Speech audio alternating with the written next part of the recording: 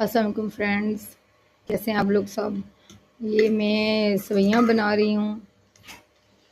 صبح کجیاں ٹوٹیاں ہوتی ہیں 6 محرم الحرام کے حوالے سے شہزادہ علی اکبر اور بی بی سکینہ کی نسبت سے نیاز دی جاتی ہے۔ میں وہ نیاز کی جو ہے نا وہ تیار کر رہی ہوں۔ میں نے الائچی ڈالی ہے، دودھ، چینی ڈالی ہے اور سویاں تیار کر رہی ہوں۔ ابھی سے اس لیے بنا رہی ہوں تاکہ یہ ٹھنڈی ہو جائیں، کیونکہ یہ بچوں کو دیتے ہیں، چھوٹے چھوٹے بچے یہ لیتے ہیں نیاز نا، تو اس لیے ابھی بنا رہی ہوں تاکہ یہ تھوڑی ٹھنڈی ہو جائیں گی، پھر میں فریج میں رکھ دوں گی تاکہ مزید ٹھنڈی ہو جائیں۔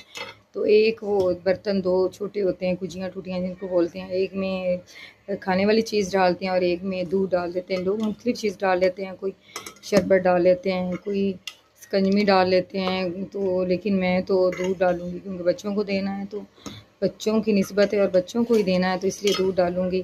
تو یہ سویاں جو ہیں وہ میں تیار کر رہی ہوں۔ جب یہ تیار ہو جائیں گی، گارنش کے لیے اس کے اوپر میں بادام